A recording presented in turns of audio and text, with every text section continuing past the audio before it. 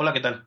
Vamos a resolver algunos ejercicios de cargas puntuales. Ya en videos anteriores he mostrado cuál es el procedimiento que uno debe seguir para resolver esos ejercicios, así que el día de hoy vamos a resolver uno de los que dejé pendientes. El segundo ejercicio que vamos a resolver sobre cargas puntuales es el siguiente.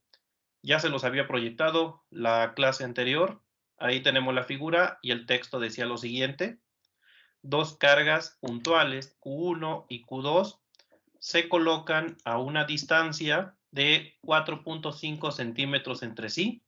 Otra carga puntual, Q mayúscula, de menos 1.75 microcoulombs, con masa de 5 gramos, se sitúa inicialmente a 3 centímetros de cada una de estas cargas, tal y como se muestra en la figura, y se libera del reposo.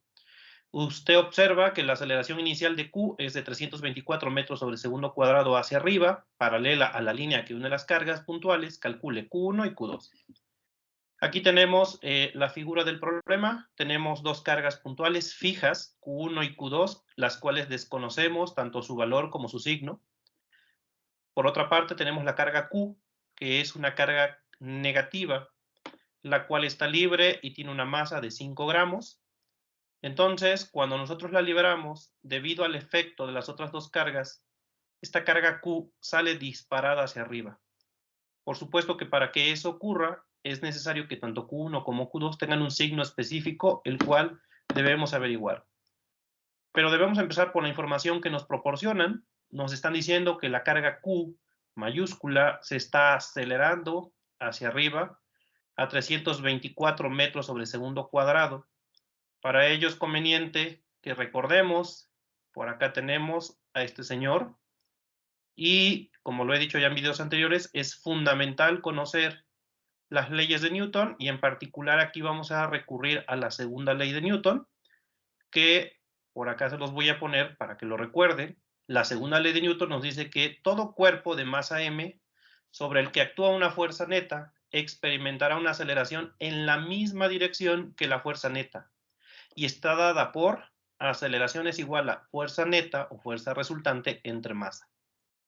Aquí obviamente debemos recordar que la aceleración es un vector, es algo que ya hemos aprendido en cursos pasados de física, pero una cosa importante es esto que voy a remarcar, que la aceleración siempre va a ser en la dirección de la fuerza neta.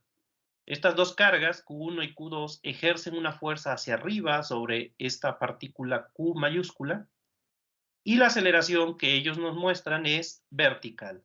Eso quiere decir que la fuerza neta, es decir, la suma de las dos fuerzas que ejercen estas dos cargas sobre Q, también debe ir en la misma dirección. Entonces, es importante que recordemos con claridad la segunda ley de Newton, porque la fuerza neta debe ser un vector que va hacia arriba. Así concluimos que la fuerza neta que ejercen Q1 y Q2 sobre Q debe ser una fuerza dirigida hacia arriba. Además, dado que ya tenemos acá una ecuación para calcular la fuerza neta, simplemente despejamos y nos queda que fuerza neta o fuerza resultante es masa por aceleración, que normalmente es como conocemos la segunda ley de Newton cuando trabajamos en física 1. ¿Qué vamos a hacer?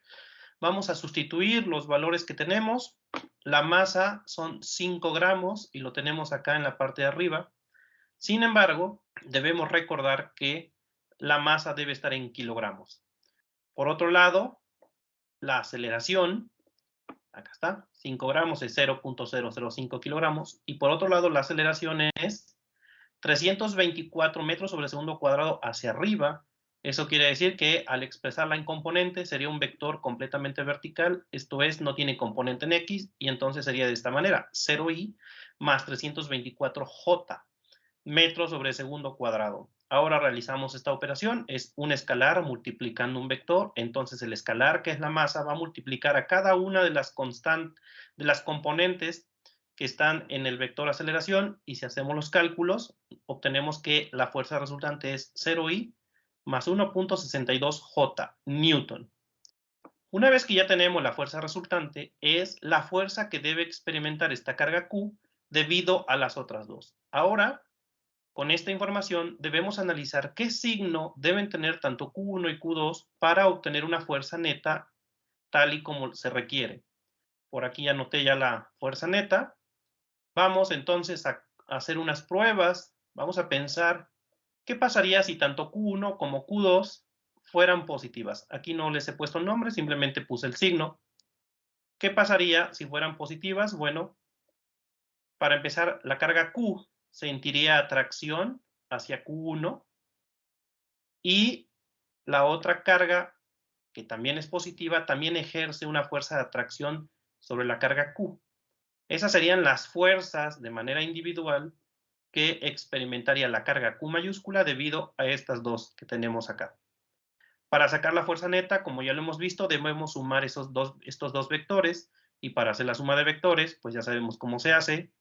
Donde está F1 y donde está F2, colocamos nuevamente las fuerzas así para formar un paralelogramo, y la fuerza neta es el vector que me lleva de este punto, que es el origen donde salen las cargas, a este punto de acá. Entonces, esta sería la fuerza neta si esta fuera la configuración. Observamos que acabamos de obtener un resultado que no es el que nosotros buscamos. Nosotros buscamos que la fuerza neta sea hacia arriba, hacia donde va la aceleración, y ahora hemos encontrado en esta configuración una fuerza neta hacia la derecha. Por lo tanto, debemos descartar esta posibilidad. ¿Qué otra posibilidad tendríamos? Bueno, ¿qué pasaría si las dos cargas, Q1 y Q2, fueran negativas? Dado que Q mayúscula es también negativa, tendríamos fuerzas de repulsión. Entonces, la fuerza 1 sería en esta dirección, la fuerza 2 sería en esta dirección. Ahí tenemos las dos fuerzas de repulsión debido a cada una de las cargas. Y la fuerza neta sería la siguiente, un vector que va hacia la izquierda.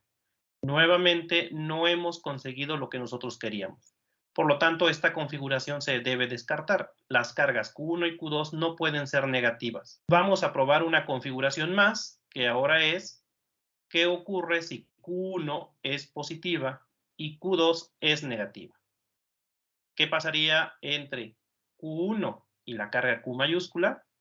Pues habría atracción, entonces tendríamos una fuerza para acá, que yo le he estado llamando F1, y entre Q2 y Q habría repulsión. Tendríamos una fuerza hacia acá a la que le he estado llamando F2. Si ahora obtenemos la fuerza neta, es decir, la suma de estas dos fuerzas, obtendríamos lo siguiente. Observamos que la fuerza neta sería hacia arriba, y que es justamente el caso que nosotros queríamos. Por lo tanto, el signo correcto de Q1 es positivo y de Q2 es negativo. Obviamente aún no sabemos cuánto es su valor, pero al menos ya sabemos qué tipo de fuerza tienen que ser. Entonces, lo hemos conseguido. La configuración correcta es esta. Les dejo como tarea investigar qué pasaría si el signo fuera al revés. Esto es, que Q1 fuera negativa y Q2 fuera positiva. Una vez que ya hemos quedado que así deben ser entonces el signo de las cargas y así deben ser las fuerzas que actúan sobre la carga Q, vamos a empezar a calcular esas fuerzas. Acá ya les he puesto nombre, Q1, Q2, Q. Para empezar, la magnitud de esta fuerza 1 pues sería la carga 1 multiplicando a la carga Q y dividido entre la distancia. Observamos que la distancia son 3 centímetros, sin embargo la debemos expresar en metros.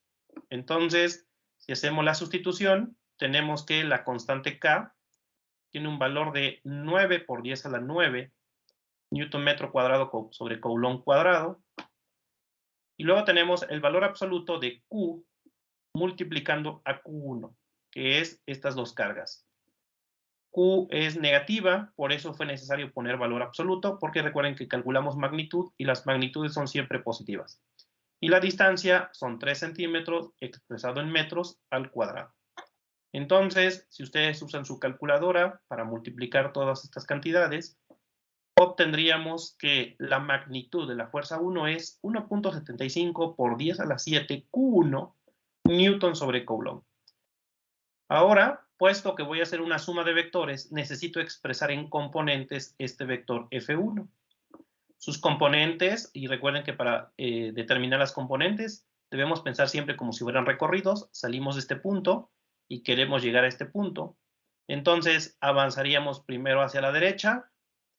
Eso es F1X. Esto nada más es la magnitud. Por ahí Aclarando que yo a los vectores les pongo arpón, pero esto F1X nada más sería la magnitud.